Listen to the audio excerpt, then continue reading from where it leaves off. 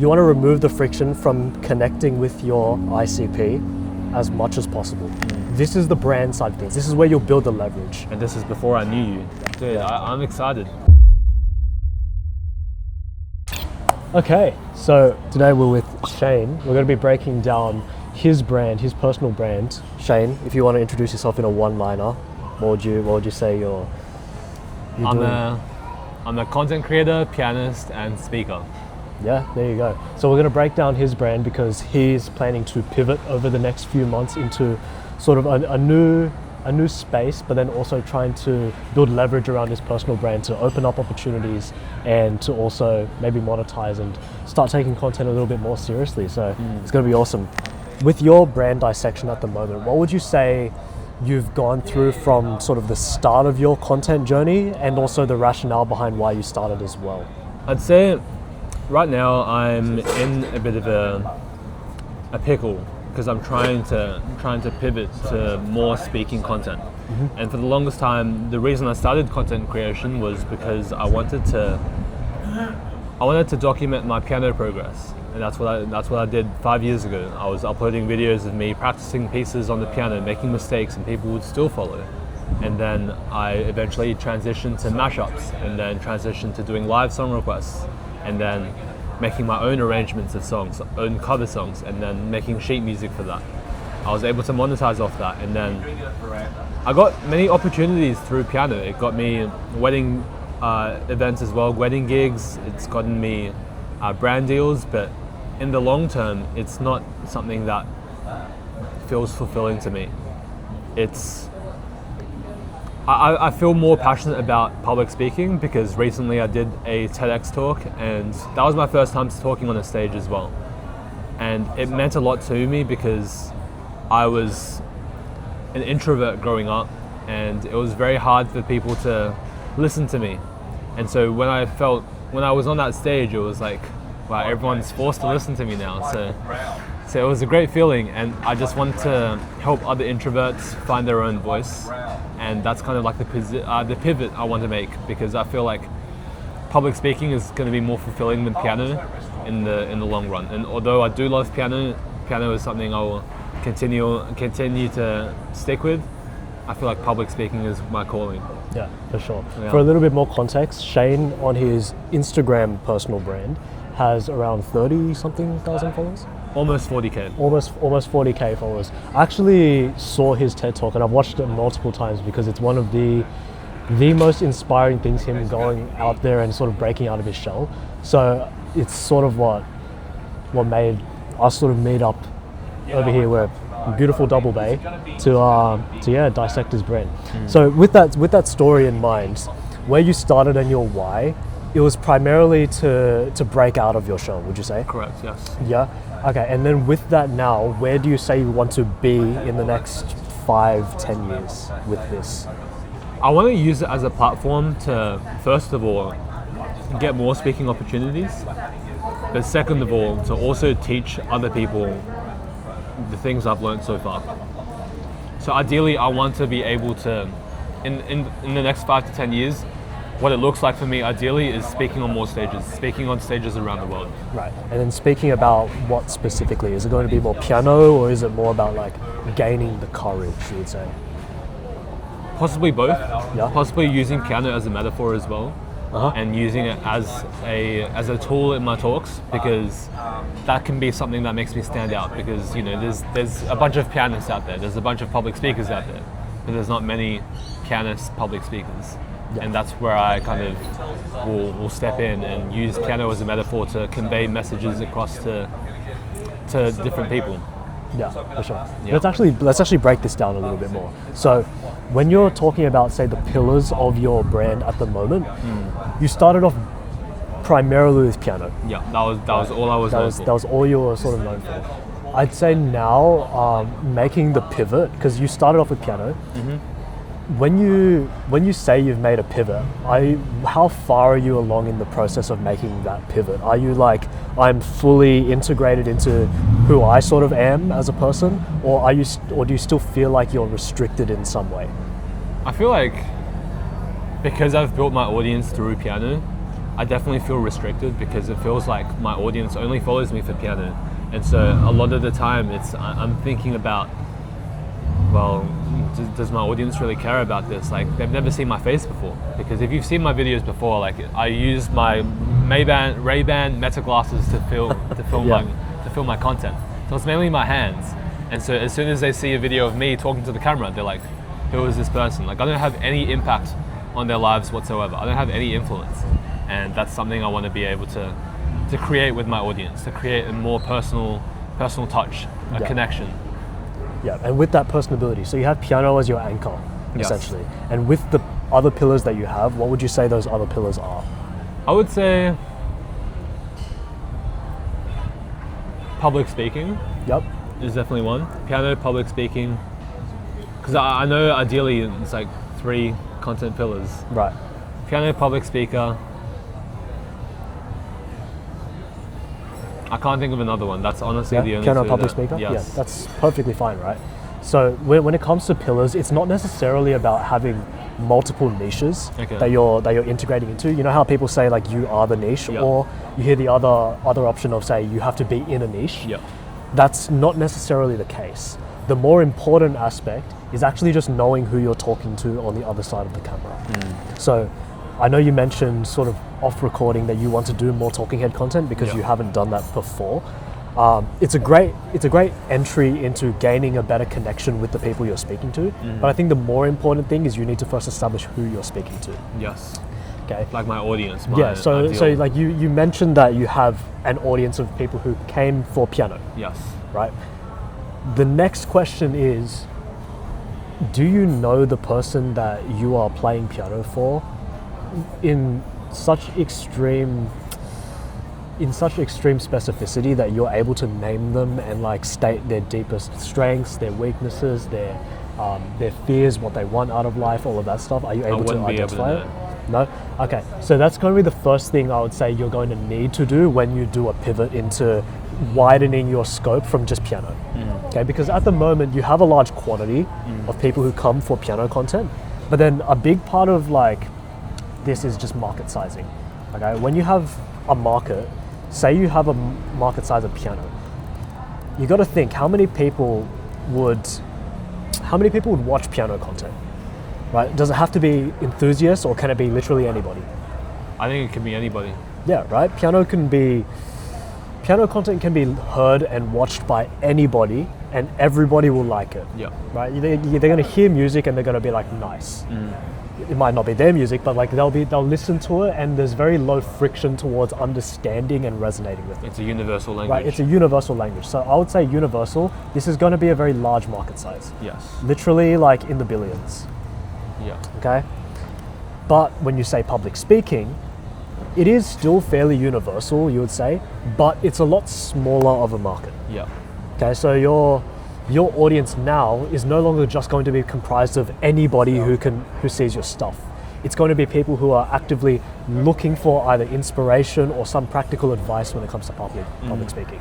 Yeah. So let's think of the size of the market here. For public speaking, is there a specific type of person you're looking for in public speaking, or is it just anybody? Public speakers who are like, you know, they're well-versed, 10 plus years of experience, or you're looking for someone who's just starting out type of thing? I'm looking for mainly people who are just starting out. Right. I think I'm targeting mostly introverts to help them find their voice. Yeah. Which is going to be something that makes me stand out from a lot of other public speakers as well.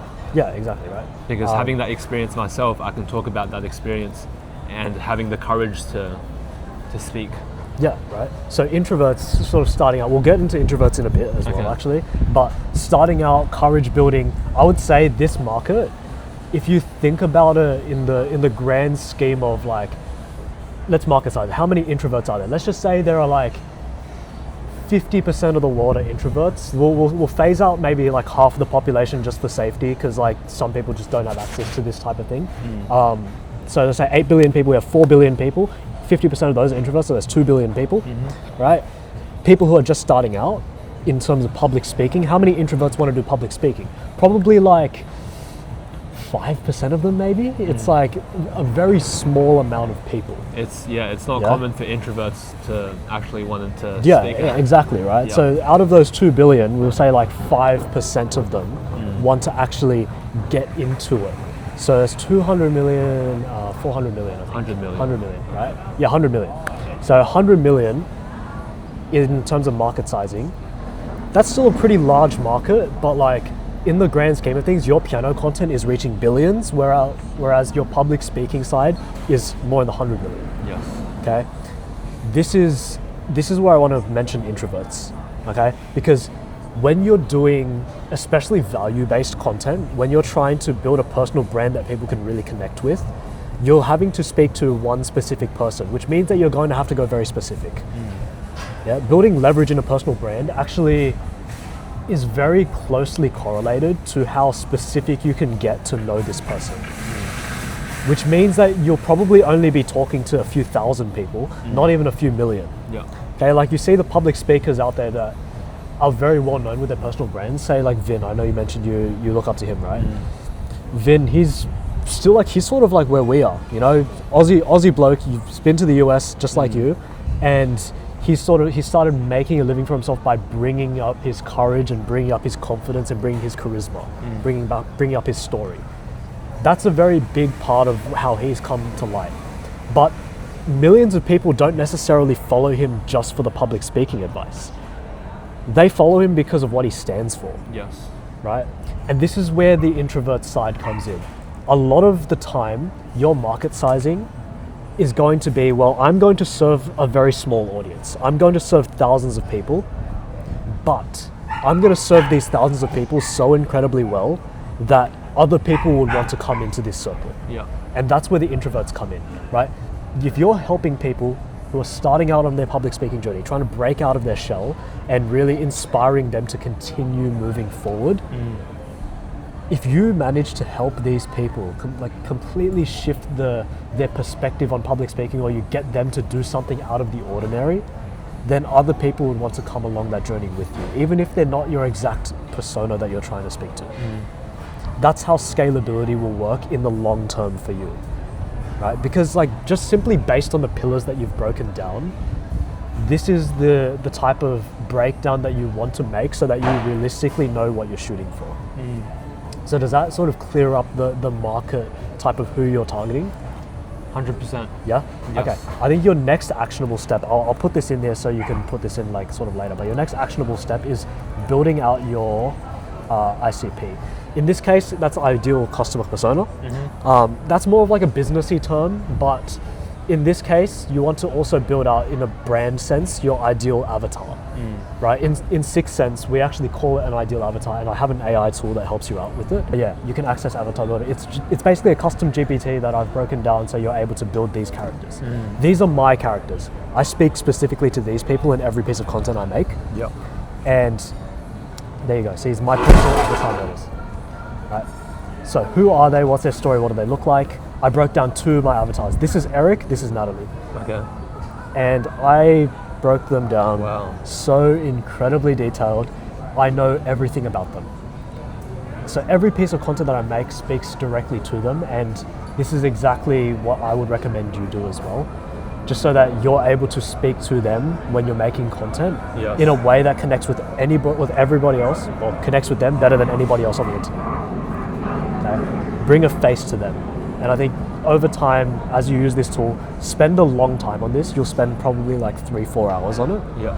But it is probably the highest return on investment that you could possibly make Yeah. when it comes to clarity. Yeah, if you want to build your own ICP, I know you guys don't have access to Sixth Sense nearly as accessible because we only open up every quarter. But yeah, if you want like a sort of general way to do this, answer these questions: who they are, what they're passionate about, what are their deepest fears, where do they want to be.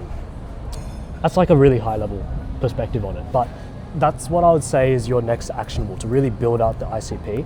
And then from there, you'll be able to target these people better. I think once you do that, we can actually work closer on making sure that it's actually a starving market. Yes. So what we mean by starving market, by the way, is people who would actually listen to you and have the potential for you to like sort of leverage into being able to actually help them. You know, because there are going to be people who watch your content, they're inspired by the fact that you had the courage to speak out in your TEDx talk, in you being an introvert and sort of breaking out of that shell. But then there's also going to be the people who are just going to watch that and say that, like, see it as feel-good content, rather than actually implementing what you have to say. I think the next thing is just sort of what you're going to offer, right? Because this is more so your brand relationship building.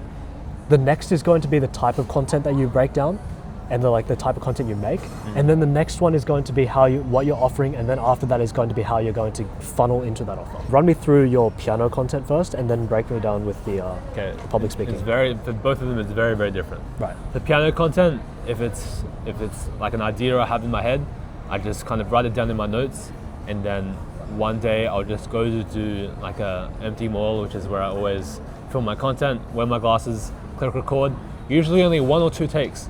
I just record it, done, and then legit from that, I just post it from my camera roll straight onto TikTok and like add one caption. Everything can be done in less than 5 minutes. Beautiful. That's in terms of piano content. In my public speaking content, this can take me hours. And although it's less reward, it's more fulfilling. It's something I'm more proud of. With piano content, it's something that can, it can get me likes, it can get me followers, but in the end, it's not building me a connection with anyone. Yeah. Like it's just, in my mind, it's just kind of like 12 or 13-year-old kids who like Minecraft music, they like my video, they follow me, and then, like if I was to say anything in front of the camera, they would be like, who is this person? Like, what do they want to, like, I've never seen this person before. Right. So in terms of my public speaking content, it's more, I use AI a lot. So I give AI a bunch of my ideas about what I'm feeling right now and like my journey so far, and also like throughout the day I might have different thoughts come into my head, and I just put them into my notes, and I fully script it out. I script out what to say, my hook, my message, and my call to action at the end. I put that all into AI and write it all out, and it takes me sometimes an hour to film and then maybe a couple hours after to edit for like a 45-second video that will only get me 10 likes. So, Right. But yeah, it feels more fulfilling and more rewarding for me to do that. Yeah, for sure. So for your public speaking content, it's going to be more so like idea to AI refinement. Yeah. And then it's going to be like straight into the editing suite, and that takes like a few hours. Right? Yes. But you do get something that is a bit more fulfilling, I should know. Yeah. Okay, cool. This is going to be a little bit of a more like comprehensive breakdown on this. But your piano content, because you're going direct from idea to execution, the best part about this is that you have very little friction towards connecting with your audience. Yeah. And I think that's what's gotten you this far so quickly when it comes to the piano content, right? Because there's so little friction towards you having a moment and that moment being shared. Yeah, it's so quick. Right? I don't even second guess it. Yeah, exactly. Which is great. Like I personally think a lot of personal brands miss this point. A lot of the time people like to think, oh well, I want to be a storyteller. But then being a storyteller, what does that actually mean? Right? Are you storytelling in the sense that you're making a short film every time you post a content? Because that's like a multi-day job sometimes for you to actually post a storytelling piece that's like cinematic or something like that. Versus you, for example, you are technically storytelling in the sense that every piece of content I make, if I post like frequently enough, people are just going to follow along every single day, almost like it's a Snapchat story. 100%. Or like an Instagram story. Yeah. And that's the connective piece of storytelling that people don't necessarily realize. So you are technically making storytelling content. With my piano. Yeah, with your piano, right? It's like a crazy revelation because most people don't realize that they are.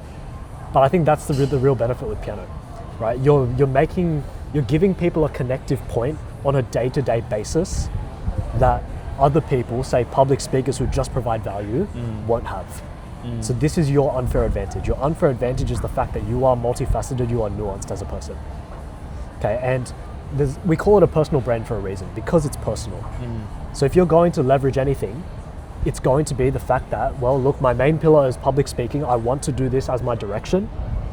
But then well, I have a hobby in piano, I'm going to leverage it. I'm going to make sure that doing this type of content isn't just for the sake of branding, but it's going to be for the sake of I love the game. And that is just like infinitely powerful. Right? And this also brings me on to the fulfilling point of public speaking content. Although it technically takes you longer and there's more friction towards it, I would actually say you want to prioritize this type of content a lot more. Yeah. Not because of performance being better. I mean, you mentioned that it arguably does worse, right? But that's also because of market sizing, as we mentioned up there. So everything's connected, right? The reason why it does worse is because your audience isn't necessarily ready for that yet, right? You built your audience from piano. So that's where you're sort of imagining, oh, well, I need to pivot. Yes. Yeah. I think it's more about filtering your existing audience, but also gaining more people into your circle. I want you to think about these people who come onto your page as I'm telling this story to my friends, right? Because me hearing your story one-to-one is so much more connective than if I were to just see your stuff online. And I think you need to close the gap of me sitting directly in front of you versus the viewer who's like across the world. They need to feel like they're sitting next to you as well. Yeah.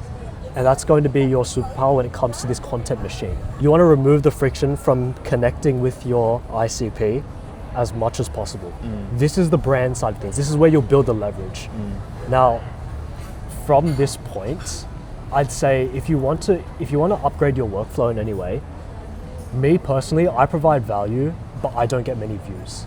I do this intentionally though. I do this because a lot of my audience are existing creators who've got 10K plus already, exactly like you. Like, I like to think that my ideal characters, Eric and Natalie, are exactly like you. And if you read them, you'd probably have some similarities, if not like a lot of them. So I more focus on building that connection, and that means reducing the editing that I do. Okay, so when it comes to editing, when you're editing your public speaking content, what does that entail? Is it more like I'm just telling the story of I did this, or is it more so like, well, I'm trying to make something flashier so I get more views? It's more the first one, I'd say. Yeah. It's more describing what I did and then kind of like how I did it. But also, I do want to preface that, like in terms of public speaking content, I'm also at like I feel a bit of friction right now in terms of moving forward, because obviously I'm still in that pivoting, transitioning period that, you know, I don't know how to continue forwards with pushing out public speaking content, which I feel like is a complete other topic that we can dive into as well. Yeah, for sure. I think this is going to sound like a really funny thing, right? Because you've come to sit down to get an entire breakdown of this. But what's really, really funny is you trying to pivot your content is not complicated.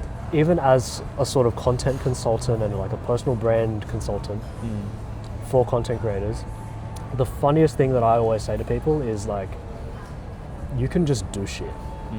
You know, like nothing's stopping you realistically. The only thing that's stopping you is by saying, well, I don't want to lose what I have now. Yeah. Which in itself, like that's fair.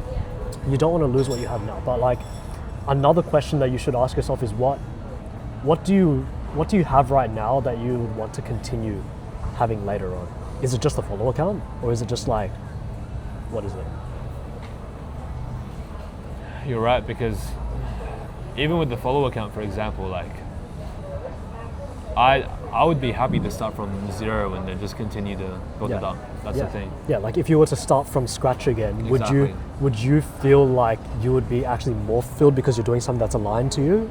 100%. Then just do it, right? And the next question I get from people is like, do I start a new account? I don't think you should. Because like your existing content, you have a personal brand. Your personal brand is supposed to be personal. You're supposed to grow. If you've grown as a person, just show that you've grown as a person. So it's like the lamest advice ever, but it's not that deep. And that unlocks so many doors for you that personally, I think just over time, as long as you continue making some piano content and then also showing who you are as a public speaker, you'll eventually lower the bar towards actually getting more content out that is a little bit more effortless. Yeah. Okay, for context, when I started my content journey, I used to spend 4 hours a day on making content. Oh wow. Okay. That was considering I posted every day, to be fair. Yeah. 4 hours for one piece of content that was like a 60-second reel. Yeah. It was great. It was a great stint, but it wasn't sustainable. Yeah, it's not. Right? I tell my other clients this as well. You probably know these guys as well. But whenever they ask me like, okay, well, what does the editing workflow look like? For me, it's just like, you don't have to post nearly as often as you think. People who tell you to post every single day are just basically saying iterate as fast as you can. I want you to post at a pace that you can realistically sustain for a longer game. Because that's what you're playing. You're playing a longer term game with people. You want to build a genuine relationship without having to tarnish anything from that relationship. You're trying to be of mutual value. Right? I'm a very big believer, and you'll see this in my free content as well. I'm a big believer in over-delivering to these people. Being the over-engineer of simplicity, and then also giving without expectation. There is a lot of that belief that I personally have in terms of how I run my current like consulting business right now, of like 6 Sense, and it's, even though it's a longer game that most people don't want to play, they want quick wins. I say it's literally like the only way to do business in terms of like having a trustworthy connection that builds upon itself. Okay, like if this is something you realistically want to do long term, you say like, I want to turn this into more than just a side hustle. It's going to be very hard to scale it if you have to pivot every now and again and start from zero. 100%. So I'd much rather you play a long game and have like 2 years of say, oh well, I'm just building up, and then in that second year, all those 2 years worth of work finally blows up. Okay? I did have another question. So Yeah, in terms of, because I want to make this pivot to public speaking, Yep.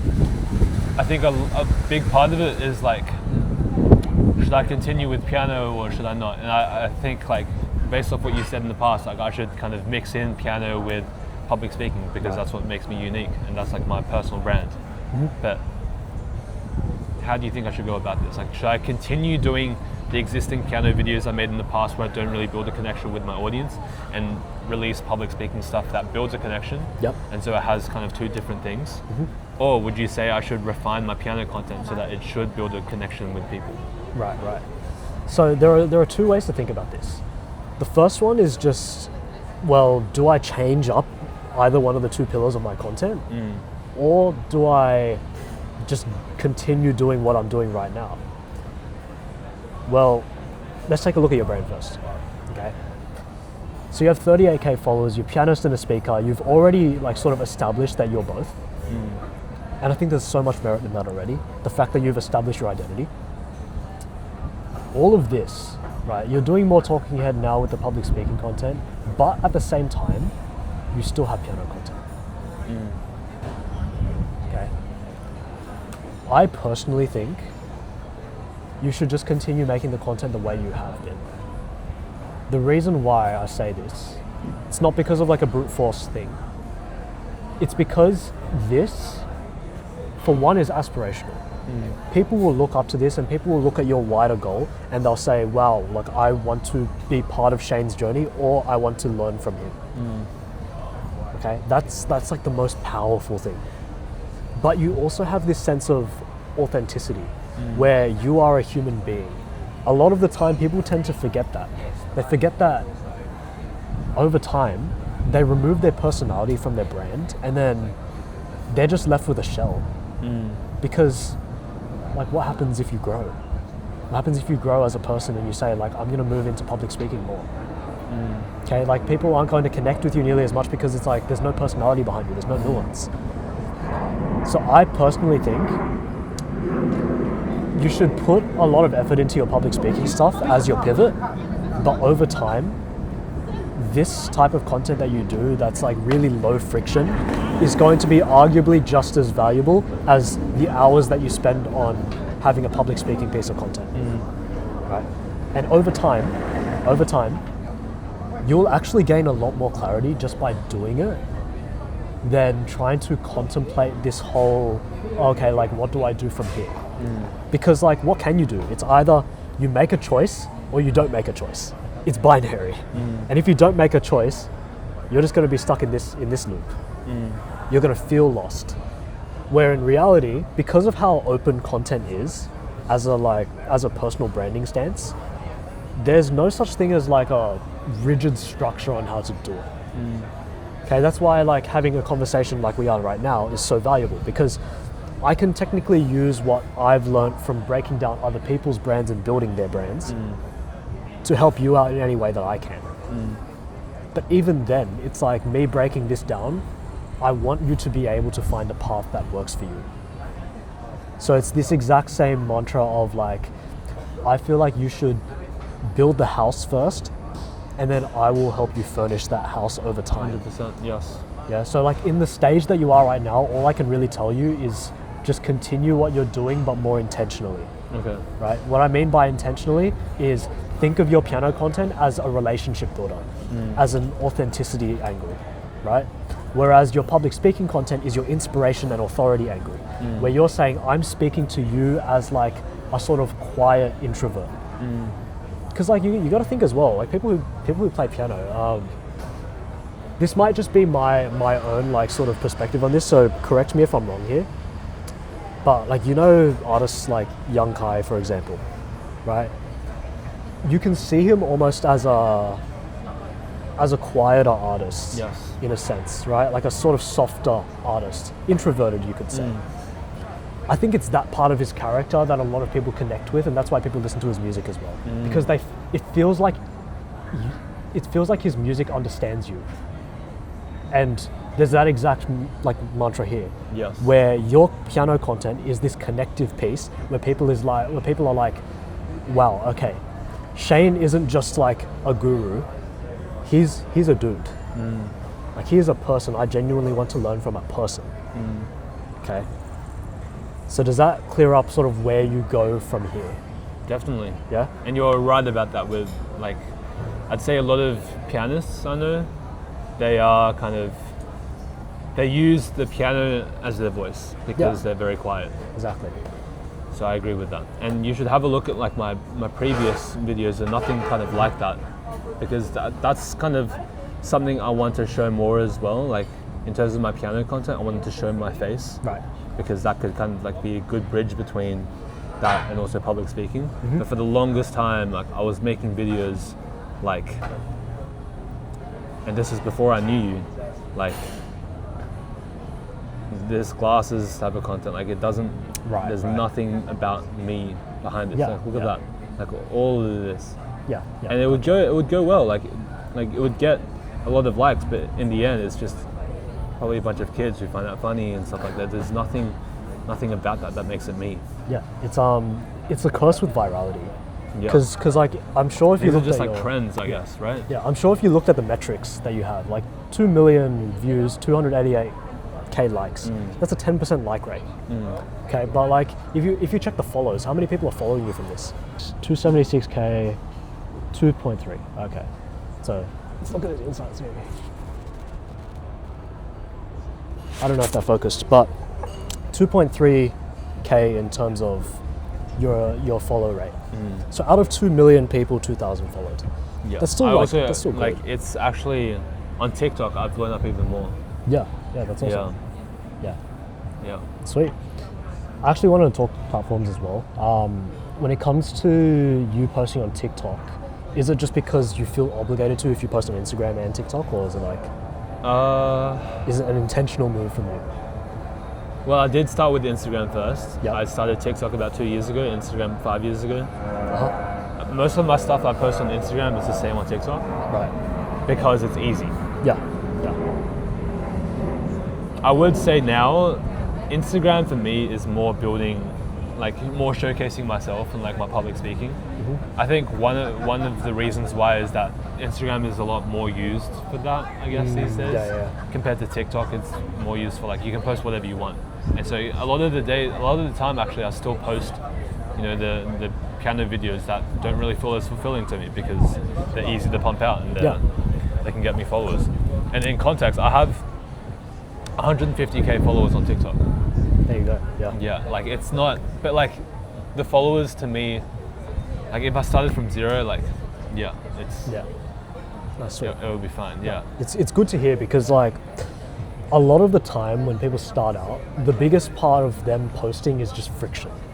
I feel like you've gotten that unique case where you've broken past the friction already, where you don't really care about judgment nearly as much, but then underlyingly you still do, and that's the thing that holds you back. No, I do. Public speaking, I care yeah. so much about judgment, but piano, I don't care. Yeah, 100%.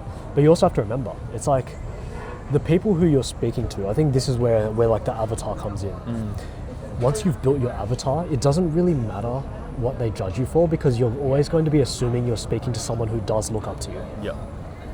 And like this is exactly where the confidence that I get comes from, because I've gone through enough in terms of like 4 years in e-commerce and business. I've made multiple 5-figure businesses before, and like in this case, 6 Sense is what, in 3 months I managed to scale it to what it is now. I've managed to build a personal brand. I've managed to like do all my videography stuff over the past 11 years, and it's built enough of that confidence to then say, well, I don't really care what other people think of me, because my own goals and aspirations are going to be a lot more valuable than other people's judgment. 100%. And there are going to be people who genuinely want to learn and like hear from you. Say for example, like you, right? There are going to be people in my circle who just like don't care about what I do, but then there's always going to be that sliver of people who do. And I think those are the people you should be trying to speak to in the first place, without having to worry about other people. And that's appropriate to public speaking as well, like not just content. But yeah, that's basically that for content. Do you have any like other things that you want in terms of content before we break your offer down? Well, in terms of, you said posting across different platforms. Yeah. Like, is there meant to be a difference between what you post on Instagram and TikTok? Or? Not necessarily a difference. It's more so about the intentions behind it. Yeah. See, I like to see TikTok as a very good discovery engine. Yeah. Right? Like you will by far get the best performance on TikTok, Yeah. but your engagement is going to be extremely, extremely low. Yeah. Right? It's like nobody is realistically going into TikTok with a purpose. They're just sort of there. Whereas Instagram, most people go in there to like answer a few messages and then like, I don't know, improve their vision board, right? For Instagram, it's more like scratching an itch. Right. For YouTube, for example, people go there for intention. They search for something. Yeah. It's the same with LinkedIn. People search for something. People like look for opportunity there. So platform does matter, but it's more so about the intentionality between the platform, not necessarily the nuances. It's not like saying, oh, well, like TikTok's algorithm is better than Instagram's algorithm. That literally does not matter. I was about to mention, I don't know if I have yet, but virality doesn't matter. It's a trap, because you're no longer speaking to one person if you're going viral. Yeah. You're playing for the masses, and Exactly. that, although it's good for your reach, you're basically just farming the number so that people say, please listen to me, or you say, please listen to me because I have a big number. In the end, it's all the same purpose. Yeah, exactly. Yeah. Right, so does that clear up the... 100%. Yeah, Yes. sweet. All right, let's go into your offer. This is the exciting part, because this is what I've been wanting to hear from you as well.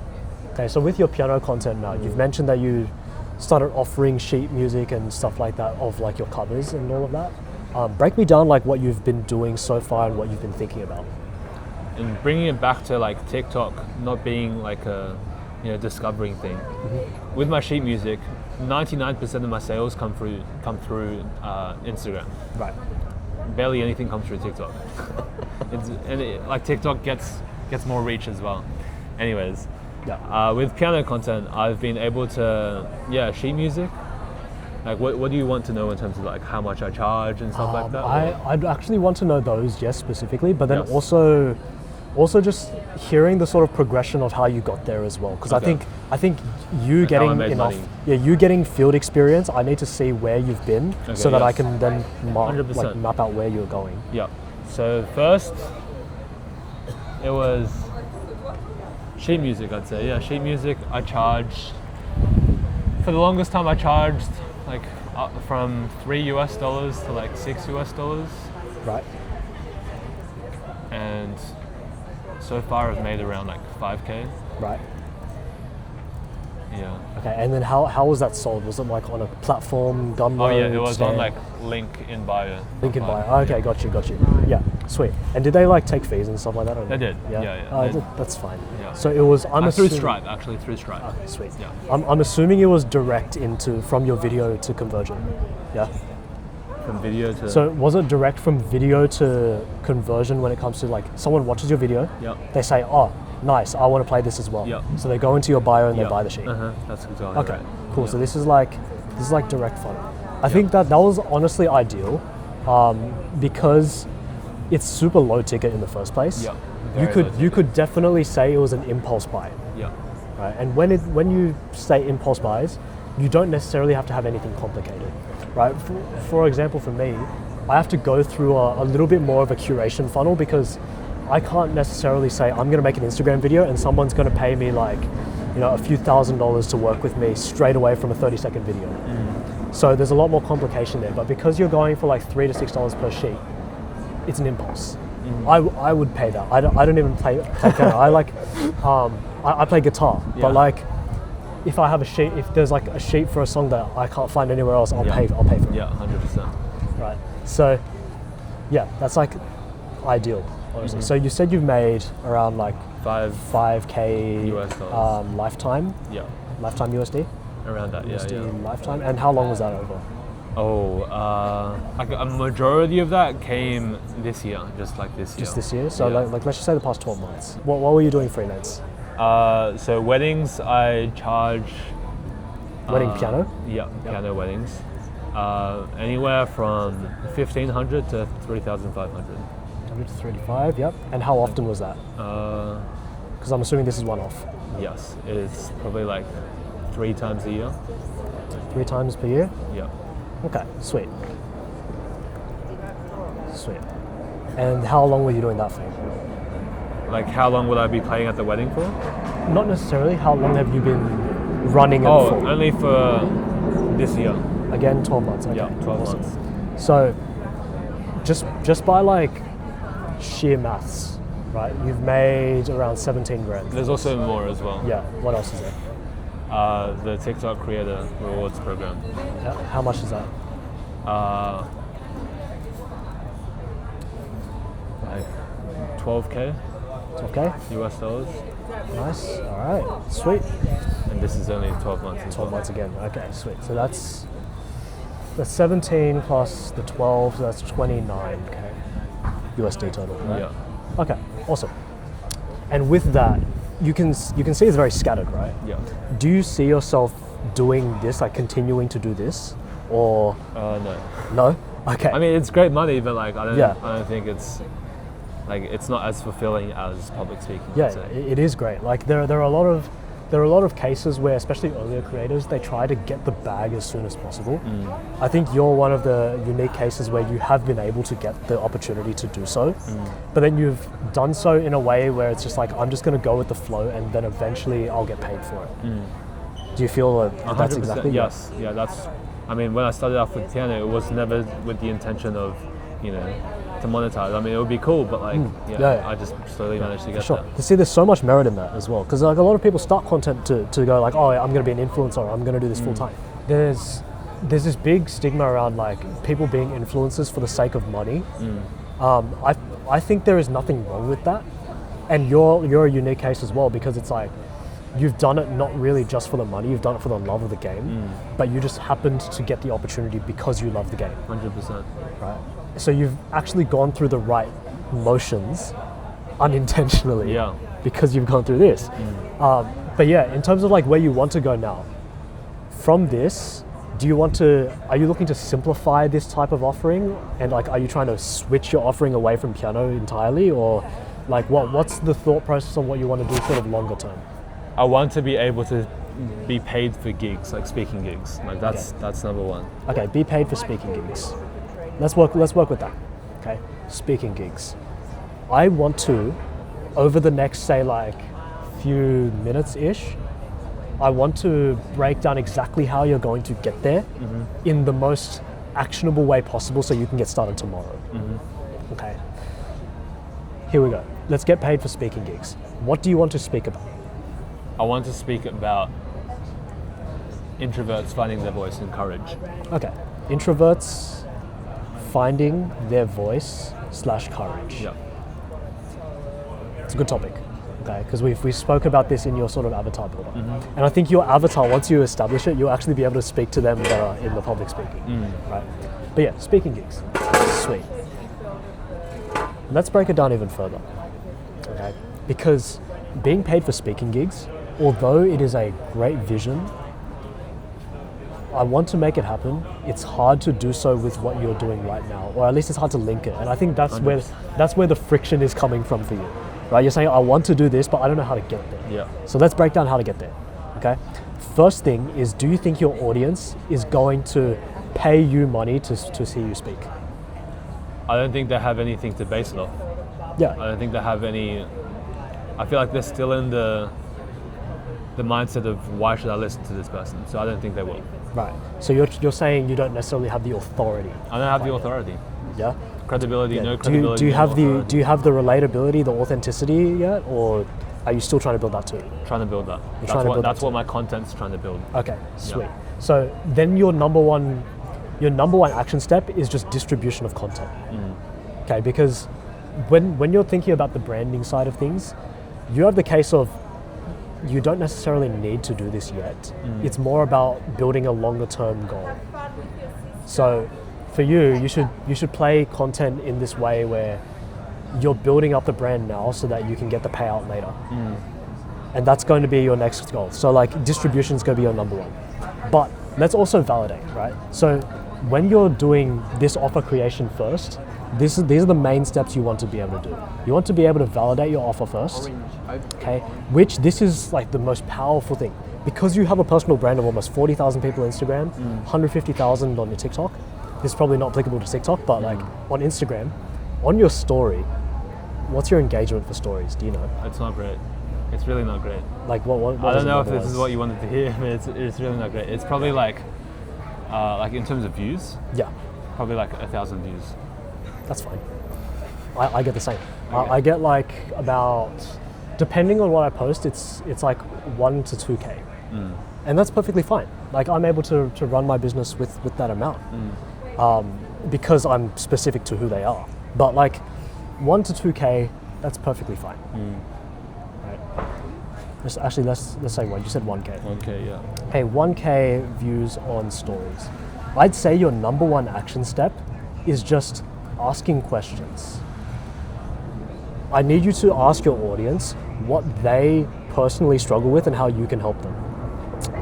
But I want you to do it for free. Like I don't want you to think you should be charging straight away, because that's too much friction for them and that's too much friction for you. Yeah. Because you'll feel this imposter syndrome to be like, wow, I'm charging for this, like, am I even worth that amount? Yeah. So ask genuine questions on how you can help them out. And make it personal, you know, like don't just think of this as like a business survey. I want you to think of it in like, what do you want to see from me? How can I personally help you out based on what you know from me? And what do you want to know more about from me? Asking those types of questions are going to be your superpower when it comes to figuring out what to do. Because at the end of the day, your personal brand is serving an audience. And for you to serve your audience well, you have to understand them. The only way you can understand them is by asking questions. Yes. So after validation, Yeah. I want to give you options on your offer. I can't necessarily tell you what to offer yet because you haven't even done the validation step. Exactly. Yes. But once you do figure out exactly what your audience wants, I want you to think not just what your existing audience wants, what would work for you as well. What would keep you in the game for the longest? Once you do that, I need you to break down a few things when it comes to validation. Okay? Once you have the idea of what to offer, I need you to think of this. Number one, market size. I also need you to think about pain. You know, how desperate are people to actually go into what you're going to offer? Is this tied into the avatar as well? Partially, yes. Yeah, it's going to be time, and then it's going to also be a few. Do you know the value equation, by the way? No.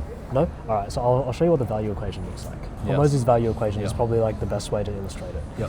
So the dream outcome times the perceived likelihood of achievement over the time delay over the effort and sacrifice. Okay? I need you to think about it like this. How in pain is your existing audience when it comes to public speaking and breaking out of their shell? It's an extremely painful thing because it's relationships, Yes. right? It's one of the universal things that people want to achieve. They want to have influence. They want to Be taken like, seriously. taken seriously, have friends, all of that stuff. It's the key of like health, wealth, relationships. It's one of the core pillars of life that like are universal and will never go away. Yeah. Value equation comes from the offer, but I need you to look at sort of this top outcome here. Dream outcome and perceived likelihood of achievement. Once you know exactly what the pains are, you have to think, what is the best way that I can solve this pain? So it's not really about, well, I want to make this offer in this specific way and it's going to be amazing. Because what you think is going to be effective and what is actually effective are two different things. And I'll break down a few offer options that you can have as well, okay? So with this in mind, the options on your offer are pretty vast, right? But I want to help you out in terms of, number one, sort of deciding broadly what you want to do, and then exactly how you're going to funnel it. Because depending on what the offer is, you funnel it differently. Okay, options on your offer. I'd say the first one, if you want public speaking gigs, community engagement is going to be like a massive factor in you actually jump starting, right? Because you already have, I'd like to say, a few connections, right? You have a few connections to people. And these people own communities. They have like, for example, Aiden, you have Tony, you have like John.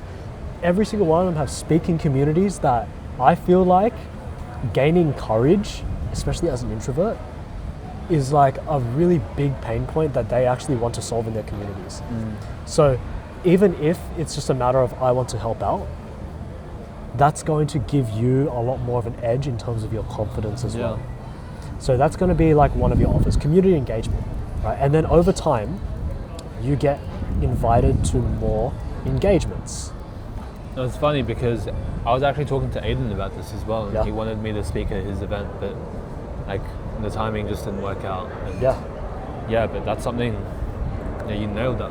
Yeah, exactly, right? Like you can predict this. Yeah. But essentially with this, in terms of your funneling, I'll talk to you about funneling actually.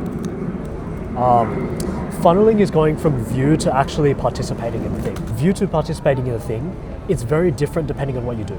So for engagement, right, if you're doing like community engagement right here, your offer is not actually an offer that people can just go into a link and buy. It's going to be like, I'm showing up at this event, come join us. Yes. Right? And the people who you're really serving, yes, you're serving the people who attend the events, but your actual customers are going to be the organizers of those events. You're selling to the organizers, which means that you get to speak to a very different type of demographic. It's going to be an interesting one. But that means you're going to be able to give to the people who attend these events without the expectation of I'm selling to you. And that might actually be easier on your mental state, especially if you struggle with sales. I do, yeah. And it's like, for me personally, I hate taking sales calls. So I personally would rather just provide enough value, and then the people who do trust me enough to work with me a little bit closer to get a bit more insights, they can get what they need. And it's exactly the same with community engagement. Once you get to this point, you don't necessarily have to have a link on offer and say like, here's my website, buy into this. I'm running a masterclass thing. You might do that eventually, like once you're in such demand that like people want you here, right? But first off, if you're just going for it, I reckon this is going to be your like lowest commitment bet towards making a lovable product for people. You can focus on your craft of public speaking whilst also getting more exposure. Yeah. So it's literally a winning sword. So would you say it's just kind of like reaching out to a bunch of different places and communities? Yeah, sure. So this is going to be outreach / network, okay? And then every time you make a piece of content, you're not necessarily offering something. Your call to actions are going to be, I happen to be here. If you want to meet me and say hi, come along. Because like this is going to be super low ticket, these communities, right? Like these communities, you obviously you have your private communities that people pay like thousands of dollars to be in, but that's like a stage you'll get to eventually. I feel like this community engagement thing, start in terms of genuinely giving people what they want. Okay, because tying into what you just said just then, like I wanted to this be one of the things I do, like be paid for speaking gigs, but I also wanted to kind of, as I'm going on this journey of getting more speaking gigs, I want to build a community of people and teach them what I've already learned so far, and kind of like teach them as I go. And I think the best way to do this is going to be, like you said, you can either have a community on it, so where like everybody keeps each other accountable, right? Or you could have some sort of mentorship or coaching thing. Those two offers, they're available to you, but I would say your community engagement gigs are going to be your number one thing first. 100%, yes. Right? From there, I'd actually say that is your funnel. So like when it comes to funneling, That's true, yeah. when it comes to funneling, you have like a sort of top of funnel, which is your content. Then you have like a middle of funnel, which is your community gigs. Okay? And then what you could do is everybody who attended the gig, you could say, well, if you want to work closer with me, or like this was an honor for me to like do this, like this was a really interesting and fun experience to get to know you guys, for you guys to get to know me. If you want to work with me closer, join this community, work with me closer, like as a client or whatever. And this is going to be your, not really bottom of funnel, this is going to be your offer, Yeah. right? And then you can say like your major offer, the one that you take 100% ownership of. So you're not like relying on another community anymore, you're purely on yourself. This offer could either be a membership, a cohort, or like a coaching thing, right? Remember, whatever offer you choose at this end point will be highly dependent on how you can create success for the people you work with. If it's a longer term game, a membership is probably the best option. If you have like a quick results based thing where it's like, in a few weeks I'm gonna help you break out of your shell, then do maybe a cohort. If it's a really complicated thing, maybe you should just do coaching, right? If you need someone who's like heavy on implementation. So it's just a matter of like what is the best distribution engine for the specific result that you want to get to people. Okay. In this case for speaking gigs, maybe gaining confidence, maybe it's getting their first gig. So would you say this is something I can worry about later on? This is like more in the future? I would say this is more in the future. The first part's kind of like more, yeah, reaching out to like outreach, would you say? I would say so, yes. Your main value prop now, especially because you're pivoting your audience 100%. and you want to get to the next stage as soon as possible. The next stage in this whole journey, and saying like, oh well, like why should people listen to you? You mentioned this a lot. Why should people listen to you? You build that by simply doing exactly what you wanted to do in the first place. Getting speaking gigs. Exactly. So what is the lowest friction way I can get speaking gigs? The fact that you have something that a lot of people don't. Friends. Is that just a roast? No, like, but no, content friends. Yes. Right.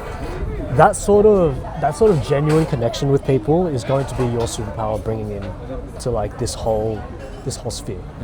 Because you are a genuine value prop. Like you've given me confidence by listening to your TED Talk. Oh, thank you. Yeah. So there's like heaps of this that you can leverage.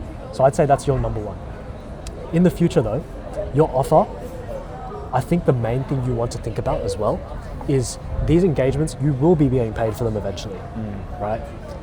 But then from here, turning this passion project into more than just a passion project, you're going to need to think about the lifetime value of everything that you're offering. LTV is your lifetime value of your customer, okay? How can you maximize what you're going to get out of that customer? Think about it like this. If the customer buys like a $40 workshop into your community, and that is, say you get like a 30% cut based on you being a speaker, right? You're going to get like a very small amount, but that's your lifetime value of the customer at the moment. But if as you become more and more valuable, what you could do is you can say, oh, well, like I might charge $1,000 for this thing, or like the communities that you'll be in, that you're speaking at, are going to be a lot more valuable, so you get a larger cut. Or alternatively, you can negotiate for higher cuts, right? Then from there, if you add your offer on later on, this is like in the future, if you add your offer on later, membership, let's just say you charge $60 a month for your membership. right? And you'll be able to do group calls every single week, and you'll be able to like connect with the people that look up to you and that were speaking. You get to know them personally. I think the thing that tends to be forgotten about memberships is that memberships are a community. Like, people need to know each other. So knowing people by name and everything like that is going to be pretty important. You get to know 100%. people. $60 Yes. a month. Think about it like this: $60 a month, and if like over 12 months, let's say the average person stays for like 2 years, that's 24 months, right? Your lifetime value exponentially increases. So there's like multiple ways that you can maximize this, and it's simple, like it's simple variable change in terms of maths. You can either increase the value of which you're going for, you can Yeah. increase the cut that you're getting. This is for your speaking gigs, and then you can add that onto your funnel in. So your funneling offer, about 80, let's say 80% of the people who come to your public speaking thing actually goes into your membership, right? 80% of that. So you'll hit this number, and then you'll get like either $60 a month. You can, over time, you can either charge more, so you can get 100, or you can get them to stay for longer, like 36 months. Right? So you got to think about your LTV over time, and that is how you're going to go full time. That is your like actual superpower here. Yeah. Okay. But this is like more of a future engagement thing where you're Yes. looking at it. I want you to establish the equation first. Okay? Be like, I want to make this amount. Okay? I want to make this amount. These are my conversion rates. These are like what I do with my funneling, right? And I need them to calculate this. How many views do I need to get from my top of funnel here down to my middle of funnel to my offer for me to make this amount that I want to do every single year? And then once that exceeds your threshold, then you can comfortably say that you go full time with that passion project. But if I were to say anything, and like where you are right now, I would say just keep it extremely simple. I think you're definitely at the stage where like you're ready to move forward. You know, you're an ambitious dude. You're probably one of like the most courageous people I know as well. Like coming out and like saying, well, I want to completely move away from this content and stuff that I built in piano. And especially like with your parents and stuff like that, I like hearing your talk. Yeah. You're definitely one of the people who are in this spot where you're ready to move forward, but like you're stuck. Yes. So thinking about all of this, like everything that we talked about today, if you were to take home anything, just keep it extremely, extremely simple, and then you will build the complexity and stuff to solve future problems as they sort of arrive. Not in a reactive way, but like in a, well, I'll be able to better target it because I have the skills by that point. Okay, like I can't personally solve $1 million problems until I've made my $1 million. Yes. Okay, it's the exact same thing here, right? I can't worry about how I'm going to present in front of 100,000 people if I haven't even spoken to 10 people yet. So that's exactly the next steps. I hope that helped a lot. Like, It really did. this is a super extensive breakdown, but even though I didn't write a lot, I genuinely hope you found some gems. Like, you can watch this recording as well. Thank you. Yeah, please. send like it to me. later on. And Yeah. break this down. But Shane, it's been a pleasure. Dude. Dude, Appreciate you, man. I cannot wait to see like where you go from this. Like, definitely keep me updated and stuff like that. And yeah, we'll keep in touch. We literally live in the same city, so Yeah. Dude, Yeah. I'm excited. That's Yeah. kind of the next steps. yeah, 100%. That is your next step. I would say like your funneling and stuff like that. I originally came into this depending on like where you were. It would be like, oh, let's build out your funneling. Let's build an email automation system. Let's do this stuff, right?